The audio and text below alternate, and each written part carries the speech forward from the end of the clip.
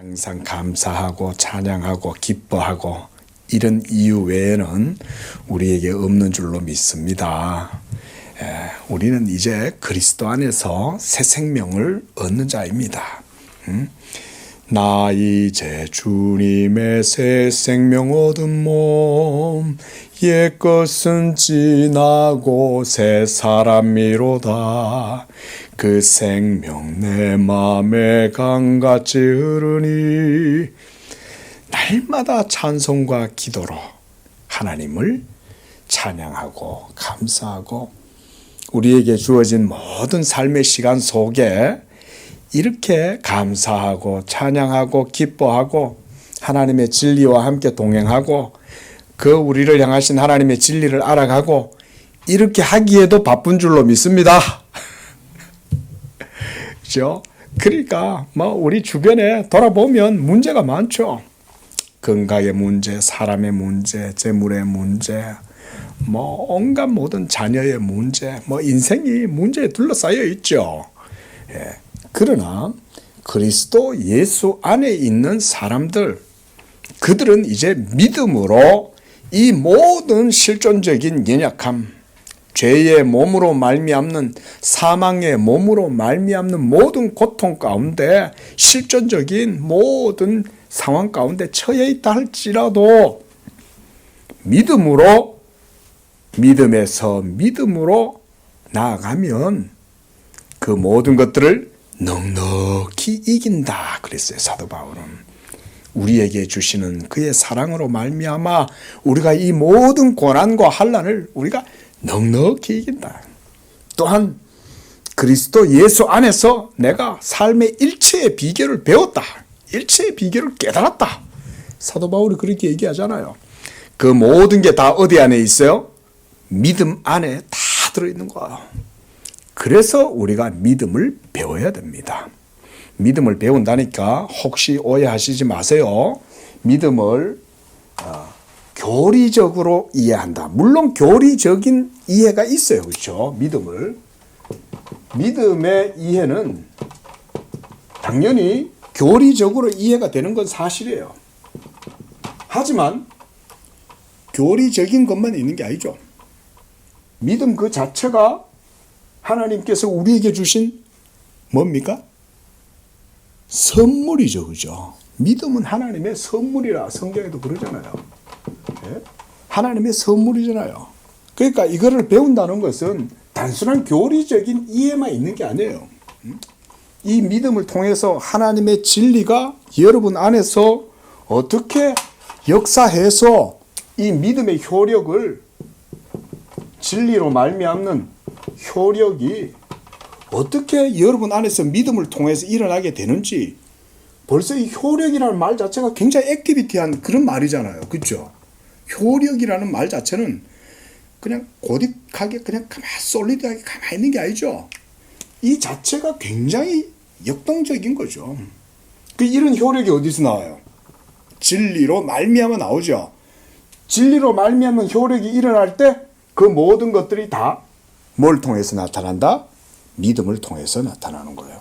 그래서 여러분들이 이런 그리스도 안에 있는 모든 믿음의 은총을 하나님이 이 진리의 은총과 효력을 누리도록 하시기 위해서 뭘 주신다고요? 믿음을 주시는 거예요. 그러니까 사도 바울도 뭐라 그러냐면 오직 의인은 믿음으로 말미암아 살리라 함과 같다라고 얘기하면서 복음에는 하나님의 의가 나타나서 믿음에서 믿음에 이르게 한다 그랬어요. 믿음에서 믿음에 from pace to pace 믿음에서부터 믿음으로 이 모든 것들이 다 진리로 말미암아 이루어지게 된다 그랬어요.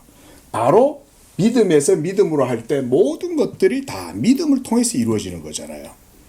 그때 진리가 효력을 발휘해서 여러분들로 하여금 이런 믿음을 누리게 하는 거죠. 자, 오늘 말씀에도 보면 이와 같이 그리스도인의 삶을 우리에게 말씀하고 있어요. 7절에 보니까 예수 믿는 자는 이제 누구든지 자기를 위하여 살지 않는다는 것입니다. 예수 믿는 사람들은 이제 새 생활의 원리 속에서 살아가는 사람이에요. 새 생활의 원리 속에. 한번 따라할까요? 새 생활의 원리. 그게 바로 믿음으로 사는 삶입니다. 예수 믿는 믿음의 삶은 영적으로 이제 거듭난 바로 새 생활의 원리가 그들 가운데에서 작용하는 그런 삶을 살아가는 것입니다. 그래서 바로 누구든지 자기를 위하여 사는 자가 없고 자기를 위하여 죽는 자도 없다. 이제는 죽으나 사나 모든 의미가 예수 믿는 믿음 안에 있다 이 말인 거예요. 죽어도 주를 위하여 죽고. 우리는 죽음이 모든 것의 끝입니까? 그렇죠. 야, 우리 권사님 오늘. 예. 자, 죽음은, 그리스도인의 죽음은 끝이 아니에요. 할렐루야. 시작입니다. 새 생활의 원리가 죄로 말미암아 여러분 속에 여전히 사망의 세력이 역사하고 있지만, 그러나 그리스도인들은 이제는 죽어도 죽지 않죠. 응? 죽어도 죽지 않습니다, 이제는. 우리 속에 이미 이 부활의 권능이 역사하고 있는 거예요. 그래서 이 새 생활의 원리가 우리 속에 작용하고 있기 때문에 우리는 이제 죽어도 우리는 소망이 있고, 또 지금 현재 육체 가운데 살아도 더 이상은 나를 위하여 사는 것이 아니죠. 믿으시기 바랍니다. 이런 고백을 항상 하세요. 예? 나는 오늘 그리스도와 함께 죽었다. 이제 나는 그리스도와 함께 죽었고 이제 또한 그와 함께 다시 살리심을 받았다. 이제는 내 속에는 이 믿음이 작용하고 있다. 그래서 이 믿음으로 말미암아 내가 그리스도와 연합되었고 이제 그리스도의 생명의 능력이 내 안에서 새 생활의 원리로 작용하고 있고, 이제는 내가 죽어도 죽는 것이 아니라 그리스도와 함께 십자가에 못 박혀 이미 내 육체는 벌써 죽었다. 응? 새삼스럽게 뭐 죽어요, 그죠? 이미 우리는 그리스도와 함께 십자가에 못 박혀 죽은 거예요. 십자가에서 여러분의 죽음을 보는 거예요. 예수의 십자가에서. 십자가 내가 처음 볼 때에, 그러면 그 십자가는 의미가 뭐냐? 나의 죽음이 예수와 함께 거기에서 이루어졌다는 거예요. 이미 죽었는데 내가 그리스도와 함께 십자가에 못 박혔나니, 갈라디아서 2장 20절 말씀이죠. 내가 이미 그리스도와 함께 십자가에 못 박혀 죽은 거예요. 그 사람은 예수 믿는 사람인 거예요. 이미 진리로 말미암아 이 사람은 그리스도 안에서 그리스도와 함께 십자가에 못 박혀 죽고 율법에 대하여 죽임을 당한 거예요. 율법에 대하여. 이미 여러분은 이미 사실은 아담 안에서 다 죽었던 자들이었어요. 그렇죠? 믿습니까? 믿습니까? 이미 아담 안에서 우리는 모두 다 죄로 말미암아 사실은 죽어 있었어요. 근데 이제는 예수 그리스도와 함께 그리스도께서 십자가에 못 박힐 때 우리도 거기서 함께 다시금 그리스도와 함께 십자가에 못 박히고, 그래서 우리가 율법에 대하여 죽임을 당하고 여러분의 죄가 죽임을 당한 거예요. 그리고 죽음으로써 끝나는 게 아니라 이제는 그리스도와 함께 다시 살리심을 받았다. 자, 한번 따라합시다. 죽임을 당하고 살리심을 받았다. 이게 바로 예수 믿는 믿음 안에서 다 이루어지는 거예요. 이것이. 그러므로 이제는 우리가 예수를 믿을 때에 이런 삶을 살아가는 거예요. 누구든지 자기를 위하여 사는 자가 없고 또 자기를 위하여 죽는 자도 없다. 왜? 이제 모두 다 우리는 예수와 함께 있기 때문에.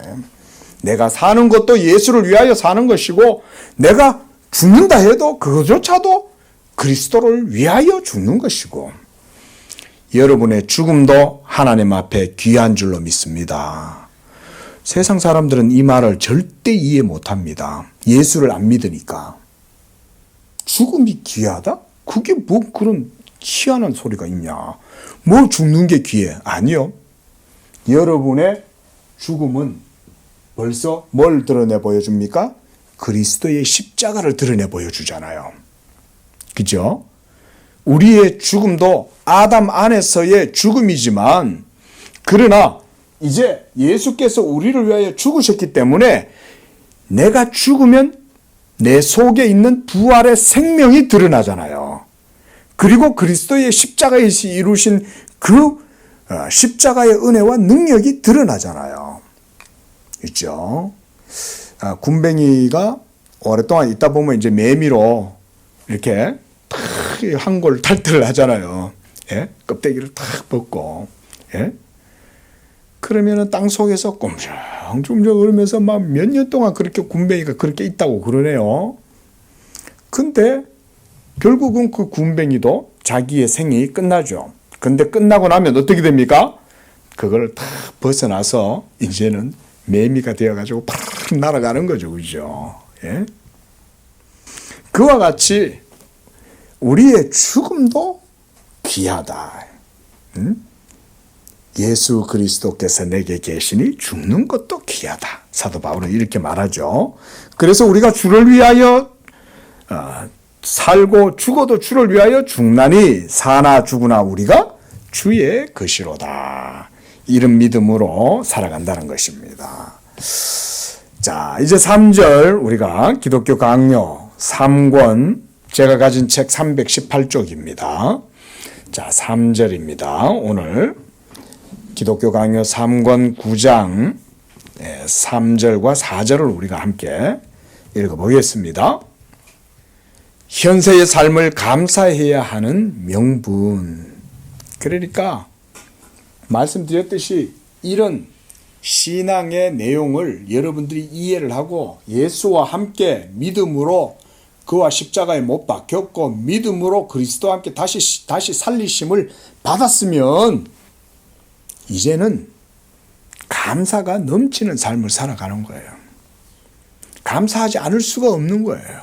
희한하게 복음은요, 어떻게 보면 인간적인 눈으로 보면 굉장히 아이러니하게 역설적으로 보일 때가 많아요.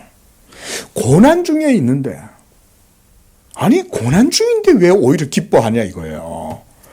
그 고난 가운데에 인생의 실존적인 고통 가운데에서 기쁨이 넘쳐나게 되는 그 이유는 세상이 절대 이해할 수 없죠. 세상이 절대 이해를 못하는 거예요. 그러나 예수와 함께 십자가에 못 박혀서 죽고 그와 함께 믿음으로 다시 살리심을 받았다라고 하는 이런 고백이 있는 사람들은 고난이 도리어 감사의 제목으로 바뀌는 거예요. 이거는 세상이 절대 이해 못해요. 세상이. 그러나 신자들로 하여금 자기들이 조롱거리로 삼는 이러한 현세의 삶에 자기들을 잘 맞추어서 그 삶에 대한 미움을 자아내거나 하나님을 거스르는 배응망덕에 빠지는 일이 없도록 하자. 이 삶은 정녕 무한한 비참함이 꽉 차 있음에도 불구하고 그랬어요. 그렇죠? 무한한 비참함이 꽉 차 있죠. 칼빈의 표현이 지금 그거잖아요. 이게 우리 인생 아닙니까? 어떠세요? 우리 성도님들이요, 이런 말씀들을 배우실 때 여러분들이 칼빈이 참 이런 표현이 아주 실제적인 표현들이거든요. 칼빈이 위대하다, 칼빈이 정말 뛰어나다라고 하는 점이 이런 데 있어요. 저는 그렇게 생각해요. 물론 교리적으로나 어떤 아주 깊이 있고 날카로운 신학적인 이해도 분명 칼빈한테는 있어요. 아주 탁월하게.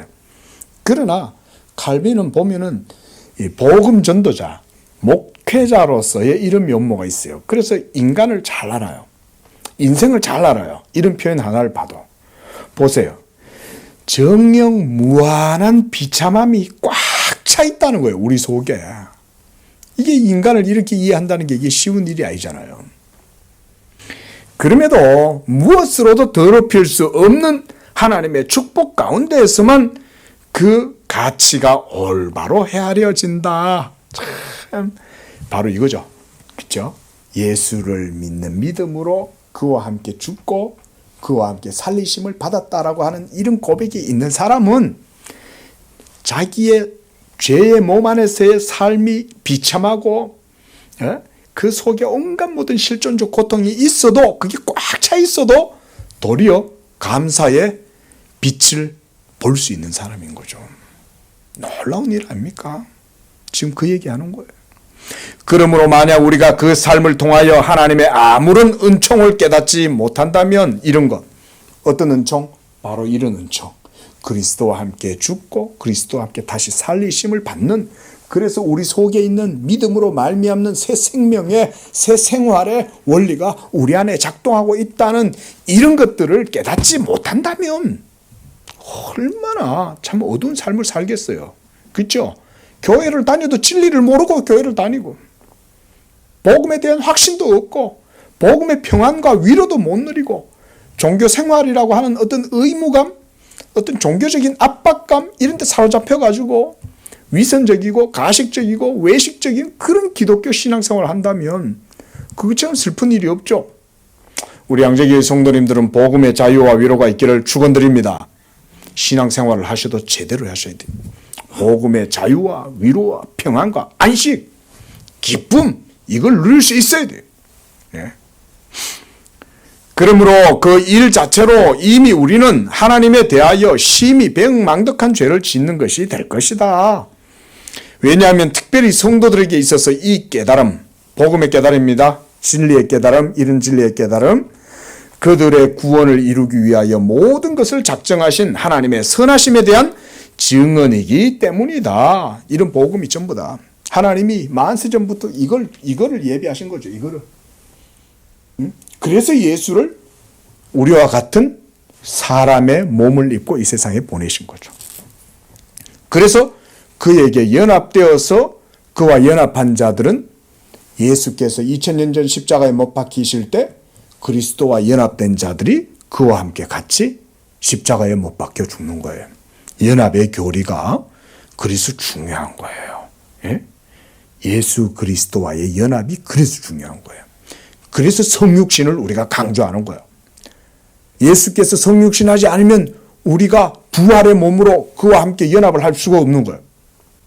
그래서 성육신 하신 거예요. 여러분 굉장히 중요합니다. 이 성육신. 그래서 성육신이 부정하면 이 이단인 거예요. 성육신은 부인하는데 굉장히 신령스럽고 신비적이고 초월적이고 무슨 환상을 봤다 필요 없어요. 예수의 성육신이 없으면 적그리스도의 영이에요. 왜냐하면 우리의 구원은 그리스도와 뭐가 돼야 된다? 연합이 돼야 되니까. 그 몸에 연합이 되려면 예수가 몸을 가지고 계셔야 되는 거예요. 이게 교례예요. 칼빈이 이런 걸 굉장히 중요하게 바라봐요. 그래서 성찬도 굉장히 중요하게 여기고, 자, 그래서 그는 영원한 영광의 유산을 우리에게 보여주시기 전에 좀 더 소소한 여러 증거로서 자기를 우리의 아버지로 선포하고자 원하시기 때문이다. 하나님 자신에 의해서 날마다 우리에게 부여되는 은총들이 그것이다. 현세의 삶이 이렇듯 우리를 도와 하나님의 선하심을 깨닫게 하는 바, 마치 그 자체로는 한치의 선함도 우리에게 주어지지 않는 듯이 여기고 그것을 멸시해서야 되겠는가? 자, 맞죠, 여러분? 칼빈이 하는 말이 뭐냐면, 예수를 믿는다면 하나님 아버지의 자비하심과 그 은총을 따라서 복음의 진리를 바르게 알고 믿어라, 이 말인 거예요. 하나님 아버지께서 여러분에게 무한한 자비와 은총 가운데 이 복음의 부요한 탁월한 모든 신령한 은총들을 다 믿음을 통하여 주셨죠. 그래서 믿음은 종합 선물 세트인 거예요. 그렇죠? 믿음 안에 다 들었잖아요. 믿음 안에 다 들었단 말이에요. 근데 이걸 받고도 우리가 이걸 모른다면 하나님 앞에서 얼마나 참 책망받아 마땅하죠. 그러니까 그렇겠죠. 현세의 삶이 이렇듯 우리를 도와 하나님의 선하심을 깨닫게 하는 바 그 자체로 한치의 선함도 우리에게 주어지지 않은 듯이 여기고 그것을 멸시해서야 되겠는가? 그러므로 우리는 그것을 결코 물리칠 수 없는 신적인 인자의 선물들과 함께 헤아리는데 마음을 기울이고 쏟아야 한다. 그 얘기죠. 하나님이 자비하심으로 우리에게 베풀어 주신 이 믿음의 은총, 은사들이 무엇인지를 헤아려 보아라. 우리가 찬송가도 그런 것도 있잖아요. 주신 복을 세어 보아라 그러잖아요. 하나님이 뭘 주셨냐를 생각하라는 거예요. 그저 영적이면 그저 추상적이고 손에 잡히지도 않으니까 어떤 물리적인 어떤 물질적인 척도로 이게 헤아려지지가 않으면 마치 하나님이 내게 아무것도 안 주신 것처럼 그렇게 생각하는 것은 이건 미련하고 어리석은 건 거예요.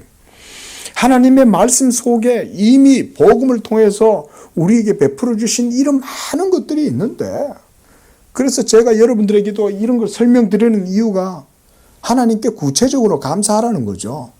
뭘 감사하라는 겁니까? 내가 예수와 함께 죽었다. 이거 감사하라는 거죠. 또 뭘 감사하라는 겁니까? 내가 예수와 함께 다시 살리심을 받았다. 그리고 이 부활의 생명이 이제 믿음을 통해서 내 안에 새 생활의 원리로 성령을 통하여 주어지고 진리가 있고 그 진리의 효력이 살아서 내 삶 속에서 생명력으로 역사하고 있고, 이런 걸 감사하라는 거예요. 이런 거를 헤아려 보라는 거예요. 헤아려 보라. 하나님이 그리스도 예수로 말미암아 나에게 무슨 은총을 주셨냐, 어떤 이런 은사들을 선물들을 주셨냐, 이거를 헤아려 봐라. 그래야 되겠죠. 그래서 우리가 교리를 배우는 거예요. 교리를 배우면 이런 걸 체계적으로 이해하거든요. 한편서록 성경의 증언들이 매우 많고 분명하지만 그래도 부족하다 치더라도 자연 자체가 우리를 일깨워 주님께 감사하게 한다. 자연 자체, 이걸 우리가 무슨 계시라 그래요? 그렇죠. 뭐 자연 계시라고 그래도 되는데 일반 계시 그러죠. 그렇죠? 일반 은총, 일반 계시. 그러니까 영적인 것만 생각하지 않는다 해도 자연적인 것들로만 해도 감사의 제목은 넘쳤죠. 그죠? 오늘 하루도 얼마나 감사합니까? 이제 봄이 돼가지고 곡식들이 다들 막 자라야 되는데 가뭄이들 뭐 얼마나 힘들어요. 하나님이 그냥 비를 갖다가 하루 종일 온 땅에 비를 내려주시는 거죠. 그러면 또 우리가 그걸 먹고 가을에 곡식을 또 맛있는 곡식들을 또 거둬서 먹을 거 아니에요. 얼마나 감사할 제목들이 많습니까? 예? 비온 어떤 사람이 그랬대잖아요. 사과를 밤을 갖다가 좀 크게 하나님 좀 만드시지. 밤을 요따만하게 만들어 놔가지고 따먹기 귀찮게 한 개 그냥 이따만한 거 하나 툭 따가지고 먹으면 그냥 뭐 고생도 할 필요 없이 밤 까는 거 가시에 찔리지도 안 하고 그럴 텐데 그랬는데 어때요? 그게 툭 떨어지는 거예요. 머리에 툭 맞으니까 아야, 밤이 이따만하면 어떻게 되겠어요? 큰데잖아요. 하나님이 모든 걸 때를 따라, 모든 걸 상황을 따라 아름답게 다 창조해 놓으신 거죠. 얼마나 좋아요. 성질 급한 인간들이 밤을 빨리 따먹지 말라고 가시로 가지고 다 보호해 놨다가 가을 태양이 무르익어 가지고는 밤이 자기 스스로 그 가시, 이 밤송이를 톡 터뜨려 가지고는 밤이 거기서 톡 떨어져 나오도록 이렇게 만들어 놓으신 거 아니에요? 예? 얼마나 하나님의 창조가 오묘합니까? 오렌지를 딱 까면은 그 오렌지가 너무너무 맛있는데 그걸 또 하나님이 이렇게 자연적으로 싹 또 나눠 놨잖아요. 그러면은 한 개씩 한 개씩 뜯어가지고 먹도록 이렇게 놨다고 또 하나님이. 우리가 일일이 그죠? 손으로 수고해가지고 캔디 만들어갖고 거기다 포장지 씌우듯이 그렇게 안 해도 오렌지나 귤 껍질을 까면은 그 속에서 하나씩 하나씩 뜯어가지고 먹도록 이렇게 만들어 놓으셨잖아요. 얼마나 하나님의 만드신 세계가 놀랍습니까? 그런 것으로도 우리는 감사할 수 있죠. 그래서 주님은 우리를 자연의 빛으로 이끄시고 우리가 그것을 사용하도록 허락하시며 그것을 보존하도록 모든 대책을 강구해 주신다. 우리가 자연 속에서 천국의 영광을 위하여 준비하고 있음을 깊이 생각할 때 그 명분은 더욱 배가 된다. 무슨 말이냐면 일반 은총, 이런 모든 자연 만물 속에 있는 하나님의 은총만 깊이 누린다 해도 그걸 통해서 그리스도 안에서 우리에게 베풀어 주시는 하늘의 신령한 복음의 은혜가 그런 것들을 통해서 더 기쁨이 배가 된다는 거예요. 참 어떻게 보면 여러분 이런 거는 목사들이 그냥 안 봐요. 우리 개신교인들, 그러니까 정통 바른 이 장로교의 개혁 신학을 추구하는 이런 이제 우리 신앙은요, 모든 창조의 세계를 은혜와 떨어진다든지 서로 배치된다든지 이렇게 안 봅니다. 우리 신학자들이 하는 말이 이런 말이 있어요. 은혜는 자연을 회복시킨다, 이런 말이 있어요. 하나님의 은혜를 받은 사람은 도리어 자연 만물에 역사하시는 하나님의 은총을 더욱 깊이 누리게 된다, 이 말이에요. 자연이 하나님의 창조의 세계니까 그 자연 세계를 굉장히 아끼는 거죠. 도리어 은혜 받은 사람이 모든 자연의 회복을 위해서 그렇게 노력하는 사람들이 바로 그런 사람들이에요. 자, 넘어가고요. 그래서 주님은 언젠가 하늘에서 면류관을 쓰도록 작정된 사람들이 지난한 전쟁의 고통을 극복하고 승리를 쟁취할 때까지, 여기서의 전쟁이란 영적 전쟁을 말합니다. 거듭난 성도가 육체 속에 역사하는 사망의 세력, 육체 안에 역사하는 죄의 본성과 죽을 때까지 싸우죠. 그 전쟁이에요, 이거.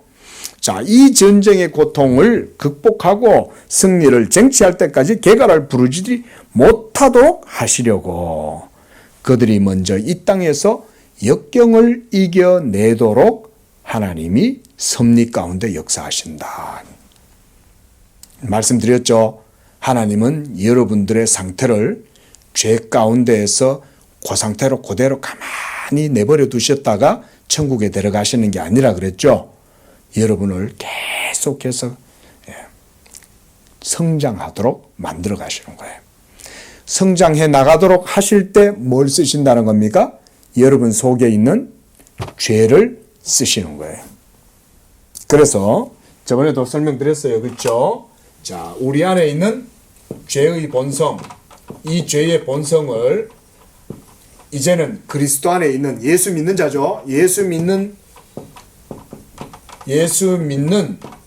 사람 속에 있는 이 죄의 본성을 하나님이 이제는 뭘 쓰시냐면 은혜의 수단으로 쓰셔요. 그래서 경건의 도에 깊이 이르도록 하나님께서 이 죄에 쓴 여러분 속에 있는 이 죄의 본성을 쓰십니다. 그래서 이 죄가 쓰다는 것을 경험하게 해줘요. 죄가 정말 나쁘구나. 이 죄는 정말 이게 안 좋은 거구나. 이런 것들을 여러분들로 하여금 체험하게 하시는 거예요. 여러분 자신 속에 있는 죄예요. 근데 이걸 경험할 때마다 우리는 뭘 생각하겠어요? 하나님의 그리스도 예수 안에 있는 하나님의 은총과 자비하심과 선하심을 생각하게 되겠죠. 그렇죠. 여호와는 나의 구원이시여. 여호와는 내 생명의 능력이시여. 여호와는 나의 요새이시여. 여호와는 나의 반석이시여. 환난 날에 피할 발이시여. 이런 고백을 하겠죠. 예? 왜 그런 고백을 할 수가 있어요? 이 죄가 자기를 다 둘러싸고 있고 이 죄 때문에 고통스러우니까 하나님의 은혜를 그렇게 구하는 거죠. 하나님이 이걸 쓰시는 거예요. 이렇게. 그리고 또 다른 명분이 다음에 있다. 우리는 현세의 다양한 은총을 통해 하나님의 인자하심의 달콤함을 맛보기 시작한다. 자, 이런 거는요, 참 좋은 표현 아닙니까? 현세의 다양한 은총을 통해 하나님의 인자하심의 달콤함. 우리 문병호 교수님 이거 설명할 때마다 수아비타스, 달콤함, 이 표현을 굉장히 많이 쓰시는데, 자, 이 달콤함, 하나님의 복음의 은총의 달콤함이에요. 그러니까 이 달콤함을 맛보는 사람은 율법 아래에 있는 자가 아니죠. 그죠? 율법 아래에 있는 사람은 달콤함을 맛보지 못해요. 하나님의 진노와 하나님의 분노, 저주, 형벌 이런 것만 생각하고 종의 두려움에 사로잡혀갖고 하나님의 부성적 사랑을 느끼지 못하잖아요. 그러나 인자에 거하는 자, 그리스도 예수 안에 거하는 자, 내 안에 거하라 그러잖아요. 예수님이 내 안에 거하는 자는 그런단 말이에요. 그리스도 예수 안에 있는 자는 이 인자하심을 맛보는 거예요. 그 인자하심이 달콤함이다 그러는 거예요. 그리고 하나님의 인자하심이 완전히 나타나기를 추구하고자 소망과 소원의 나를 이 땅에서 뾰족이 세운다. 그것만 오매불망 바라본다 이 말인 거죠. 육체 가운데 살면서. 육체 가운데 살면서. 우리는 하나님의 은혜를 입은 자로서 우리가 살아가고 있는 지상의 삶이 신적 자비의 선물이라는 것을 확신하는 가운데, 자, 성도 여러분, 하나님의 자비하심이 여러분들에게 향하여 변함 없이 있는 줄로 믿습니다. 믿습니까? 하나님의 자비하심을 깊이 믿는 사람, 어떤 사람이에요? 이거를 고백하는 사람만이 하나님의 자비하심을 확신하는 사람입니다. 맞죠? 내가 죄가 있어도, 내가 지옥 가고 저주받고 형벌받아도 마땅한데 하나님이 하나님의 영원하신 말씀을 사람의 모양으로 보내셔서 십자가에서 죽게 하실 때에 나도 그와 함께 십자가에서 죽임을 당하고 그의 부활하심을 통해서 나도 그를 믿음으로 그와 함께 다시 살리심을 받게 하실 때 그 모든 이런 복음의 사역이 모두 무엇에 기초한다는 거예요? 하나님의 자비에 기초한다는 거예요. 이게 바로 복음의 자비죠. 따라합시다. 복음의 자비. 복음의 자비다. 우리 제 친구 조창훈 목사님이 박사 논문으로 이걸 쓰려고 그런다고 예전에 얘기를 했는데 지금 어떻게 될지 모르겠지만 칼빈의 신학에 있어가지고 자비에 대한 강조가 이렇게 복음의 핵심 속에 있죠. 여기서도 그 얘기 하잖아요. 하나님의 자비의 신적 자비의 선물이라는 것을 확신한다는 거예요. 우리 성도님들도 날마다 이 자비를 굳게 확신하시기를 바랍니다. 이 칼빈의 표현이에요. 한번 따라 합시다. 하나님의 자비를 확신하라. 굳게 붙들라. 이게 복음적 삶을 살아가는데 굉장히 중요합니다. 이 자비에 대한 확신이 없으면 율법의 두려움에 사로잡혀요. 아셔야 됩니다. 신앙을 날카롭게 세우면 세울수록 여러분 주의하십시오. 이거 잘 배우세요. 자, 강조드립니다. 신앙을 날카롭게 세우면 세울수록 이 사람은 어디로 나가야 되겠어요? 하나님의 자비 가운데로 나가야 되겠죠. 근데 신앙을 날카롭게 세우면 세울수록 어떤 사람은 어디로 가냐면 율법의 은밀함으로 자꾸 흘러가. 그러면 여러분 신앙 복음을 제대로 모르는 거예요. 잘 아셔야 돼요. 아까도 말씀드렸듯이 수아비타스, 복음의 달콤함, 언약의 달콤함은 하나님의 자비 가운데에서 누리는 겁니다. 여러분 자녀가 잘못했다고 아버지가 내쳐요? 잘못해도 아버지가 야단은 치죠.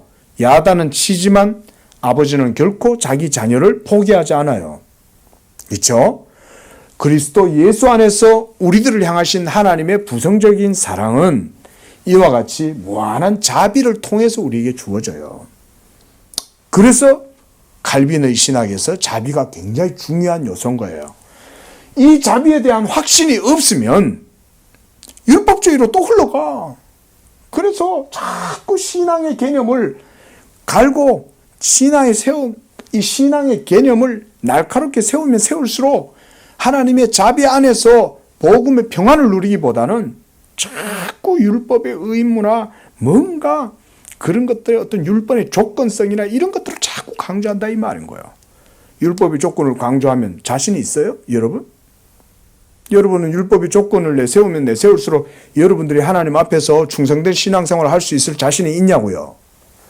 에? 못하면서 그렇게 하시든 못할 거면서 자꾸 이쪽으로 가는 거죠. 그래서 자비를 강조하는 거예요, 여러분. 예수 믿어도 하나님 자비를 그래서 굳게 붙들어야 돼요. 칼빈이 그래서 이걸 강조하는 거예요. 하나님의 자비를 굳게 붙들어라.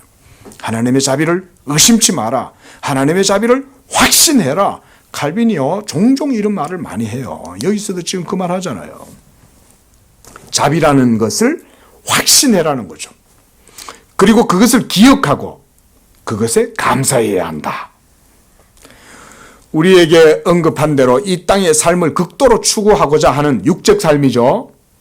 우리가 육적인 삶을 살지만 이 땅의 것을 극도로 추구하면 안 돼요. 그렇죠? 적당하게 모든 것을 하나님께 맡기고 살아가는 거죠. 지나친 욕구에 우리 자신을 얽어매는 본성적 경향이 있다. 이게 바로 죄의 욕망 아니겠어요? 그러므로 이로부터 벗어나 자유롭게 되기 위해서는 할 만한 때에 우리 자신을 낮추어 가장 비참한 상태를 깊이 돌아보는 데까지 내려가도록 해야 되겠다. 4절입니다. 미래의 삶에 대한 소망. 여하튼 현세의 삶에 대한 추악한 사랑이 거쳐진 곳에는 더 좋은 것에 대한 소원이 더해져야 한다. 태어나지 않는 것이 최선이고 가급적 빨리 죽는 것이 차선이라고 생각한 사람들이야말로 실로 가장 참된 식견의 소유자들이었음을 나는 인정한다. 이게 전도서, 고대에 보면 전도서 4장 2절, 3절 이렇게 뒤에다가 달아놨는데, 그렇죠. 인생을 사는 게 헛되고 모든 것이 헛되잖아요. 그렇죠. 차라리 그러니까 안 태어나는 게 오히려 더 낫다. 전도서 기자가 이렇게 말하잖아요. 염세주의 아니죠. 인생이 그만큼 비참하기 때문에 그런 거예요. 인생이 비참하니까. 그래서 정말 홍익인간의 그런 가치를 실현해 가지고 많은 사람들에게 아버지라고 대부라고 이렇게 막 추앙을 받고 그런다 한들 죽으면 끝이죠. 다 헛되죠. 가장 위대한 어떤 학문과 지식을 추구했다고 한들 죽으면 다 뭔 소용이에요.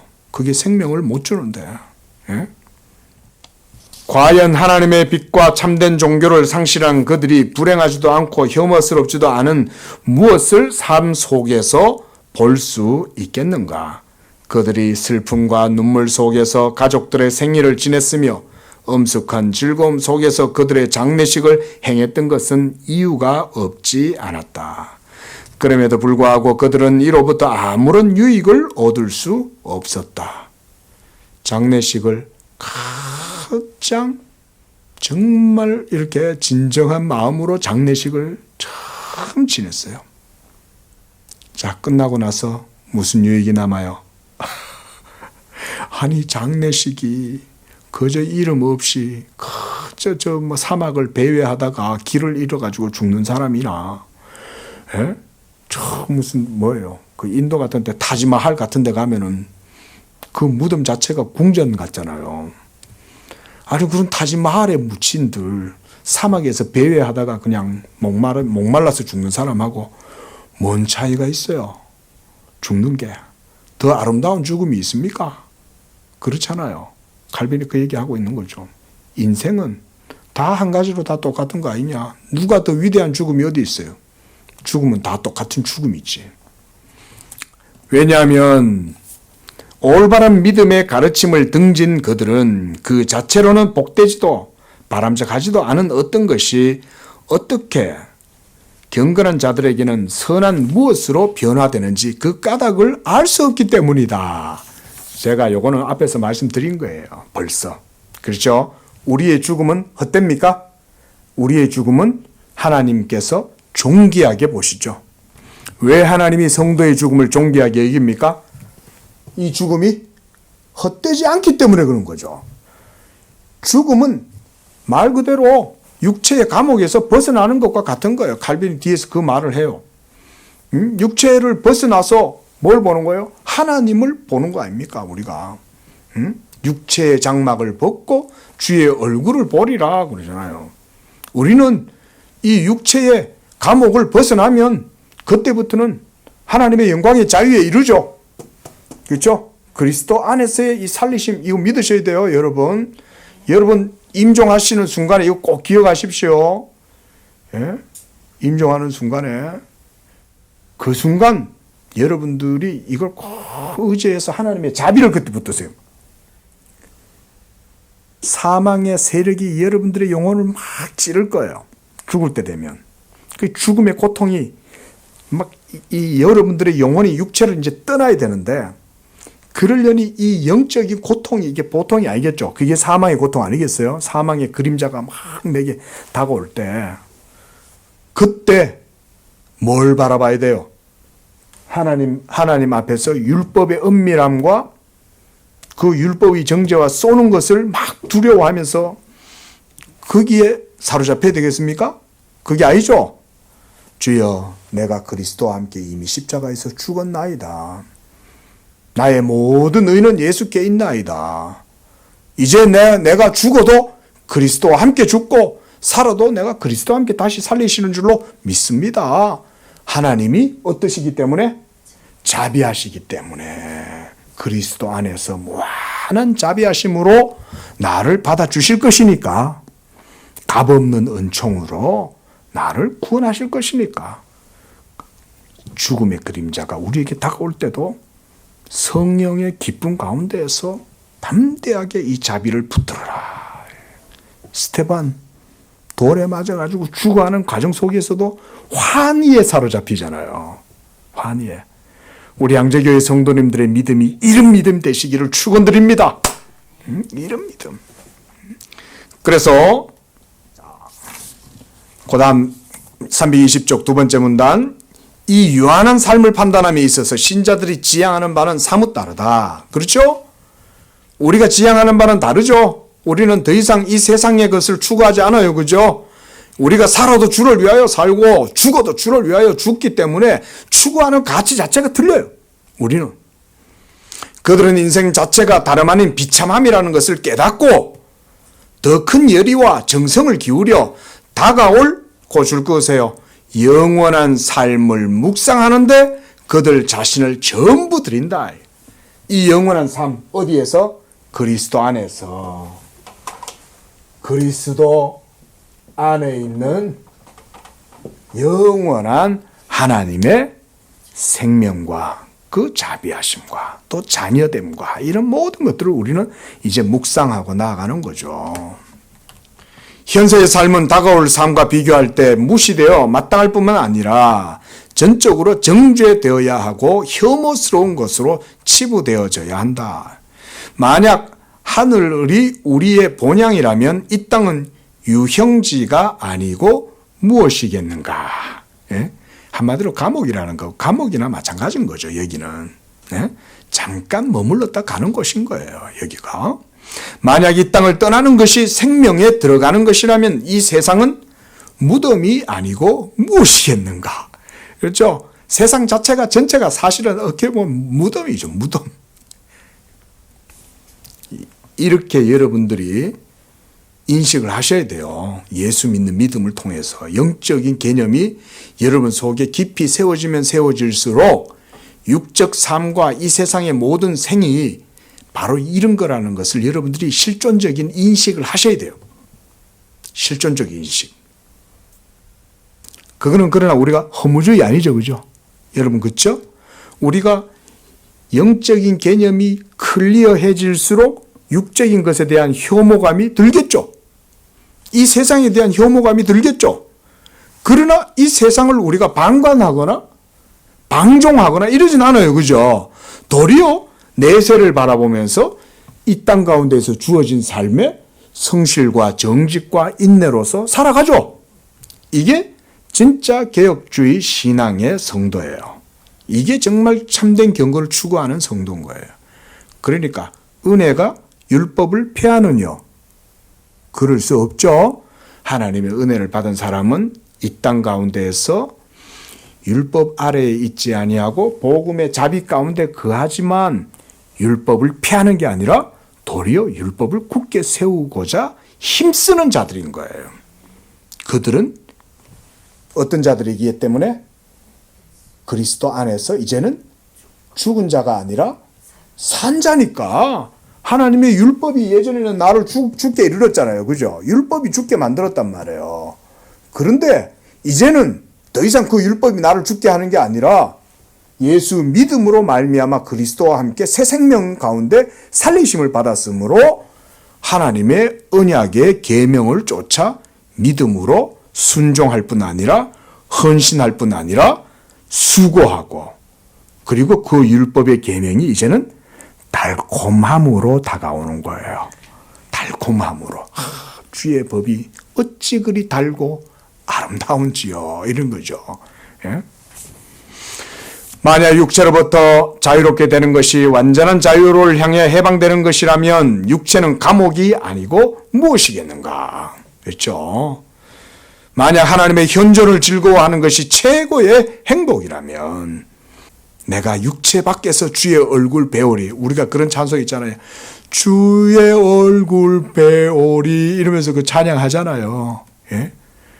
그렇게 된다면 그것이 없이 존재하는 것이 비참함이 아니고 무엇이겠는가? 진정 세상을 떠날 때까지 우리는 주와 따로 있다. 예, 육신의 죄 때문에 그런 거죠. 그러므로 의심할 나위 없이 지상의 삶은 천상의 삶과 비교되는 한 거침없이 정죄될 뿐 아니라 짓밟히고 만다. 물론 지상의 삶이 우리를 얽매여 우리가 죄에 속하여 있지 않는 이상 결코 우리는 지상의 삶을 어때요? 미워해서는 안 되죠. 요거는 제가 앞에서 설명드렸으니까 설명 안 드립니다. 은혜는 자연을 회복해요. 예수 믿음으로 새 생명의 원리 속에 사는 사람은 지상의 삶을 혐오하는 게 아니라 지상의 삶 속에 하나님의 통치하심과 다스림이 있는 그런 삶이 되기 위하여 힘쓰는 거예요. 우리 성도님들이 이런 복된 삶을 살아가시는 거예요.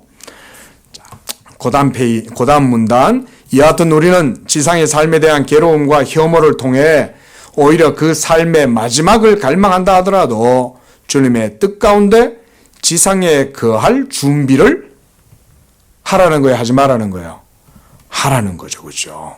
그러니까 지상에 예수 믿는 믿음의 사람은, 성령 충만한 사람은 기도원에 쫓아 들어가는 사람 아닙니다. 수도원에 들어가는 사람 아닙니다. 수도원에 있는 사람들은 잠깐 기도할 틈을 타서 기도원에는 갈지라도 빨리 나와야 돼요. 그것은 너무 오래 있다는 말은 하나님과 교통이 제대로 이루어지지 않았다는 말인 거예요. 기도원에 가가지고 하나님을 만나고 은혜 받았으면 빨리 세상에 나와가지고 그 믿음대로 사는 거예요. 세상 가운데에서. 이게 건전한 경건이에요. 이게 바른 신앙이고, 굳이 영성이란 말을 한다면 이런 게 진짜 영성이지, 예수원 가는 길? 예수원 안에 뭐가 있다고 생각하는 그것은 성경적인 개념이 아니에요. 예? 강원도 가가지고 무슨 예수원에 깊이 들어가갖고 어디 태백인가요? 예수원이란 데가? 그 동경하는데 그거 잘못된 겁니다. 예수원을 동경하지 마세요. 교회와 이곳에서 말씀을 듣고 성도와 교제하고 여기서 말씀을 배우고 목사님 선포하는 이 말씀을 들었을 때, 그렇구나. 감사해야 되는구나. 복음의 확신을 가져야 되는구나. 자비를 붙들어야 되는구나. 이런 게 더 중요한 거지. 예수원 가가지고 거기서 나무 십자가 붙들고 묵상한들, 그게 그렇게 경건에 도움이 안 됩니다. 많은 분들이 오해를 해요. 예수원 가면 은혜 받는 줄 알아요. 천만에요, 여러분. 전부 다 비성경적인 거예요. 어디 대천덕 신부라는 분이 와가지고 우리나라에서 물론 이제 의미 있게 생각하시는 분들이 있어서 제가 그런 것을 제가 비난하고 싶은 마음은 없어요. 근데 그런데 가시더라도 기도할 틈을 타서 가시는 건 좋아요. 기도원이든 무슨 대천덕 신부님이 있는 예수원이든 그런데 가서 기도하러 가는 건 좋지만 너무 오래 있지 말아요. 기도해서 하나님의 말씀을 통해서 믿음의 확신을 가졌으면 빨리 내려와라. 뭘 거기서 질질거리고 오래 있냐 이거죠. 그런 게 아니잖아요. 빨리 응답받고 내려와서 살아라. 지상에 와서. 자, 그래서 마지막 문단. 그러므로 주를 위해 살고 주를 위해 죽는 것이 우리에게 합당하다. 로마서 14장 7절 말씀 우리가 봤습니다. 우리의 죽음과 삶의 기한은 하나님의 뜻에 맡겨두자. 다만 죽음에 대한 열정이 불타는 동시에 계속적인 묵상을 그치지 않는 채 그렇게 하자. 그렇죠? 자, 말씀드렸죠. 이제 마무리합시다. 여러분은 여전히 죄의 몸 가운데에서 여러분들의 육신이 날로 후패해져 가요. 그렇죠? 저도 머리가 1년이 지나면 더 하얘지고 더 하얘져요. 우리 건우가 어느 순간 보면 이만큼 오이 자라듯이 자라 있어요. 근데 그만큼 나는 벌써 죽을 날이 가까워져 가는 거 아닙니까? 그렇죠? 그럴수록 우리는 뭘 해야 됩니까? 미래에 대한 소망, 그리스도 안에 있는 하나님의 자비를 굳게 붙들고 그리스도와 함께 다시 살리심을 받겠다라고 하는 이 소망 가운데에 나아가도록 하자는 거예요. 그러나 앞으로 다가올 미래의 불멸성에 비추어 죄에 속박되어 있는 죄의 몸 가운데 살아가고 있는 이 삶을 정죄하고 버리도록 하자. 이게 뭔가요? 자기를 날마다 뭐 하라는 거예요? 그렇죠. 십자가에 못 박고 자기를 부인하는 거. 날마다 자기를 부인하고 자기 십자가를 지고 나아가도록 하자. 기도하겠습니다. 거룩하신 주 하나님 아버지 감사합니다. 그리스도 예수 안에서 이와 같이 새 생명의 존재로 우리를 불러주시고 예수 십자가로 말미암아 우리로 하여금 그곳에서 모두 율법에 대하여 죽게 하시고 그리스도께서 다시 살아나심과 함께 우리도 그와 함께 다시 살리심을 받아 이제는 더 이상 육에 매여 살지 아니하고 죄의 종로로 다지 아니하고 사망을 두려워하지 아니하고 이제 그리스도와 함께 이제 영원한 하나님의 그 부활 생명 가운데 참여하게 된 것을 바라보면서 아버지 우리 성도들 이 땅 가운데 살아갈 때에 이 지상의 것들을 하나님이여 의지하지 않도록 도와주시고 더욱더 그리스도 예수 안에서 자비하신 하나님의 그 자비를 굳게 확신하고 굳게 붙들고 자기를 부인하고 자기 십자가를 지고 날마다 내세를 묵상하는 가운데에 하늘을 향하여 살아갈 수 있는 우리 양재교회 성도들 믿음 되도록 축복해 주시옵소서. 예수님의 이름으로 기도합니다. 아멘.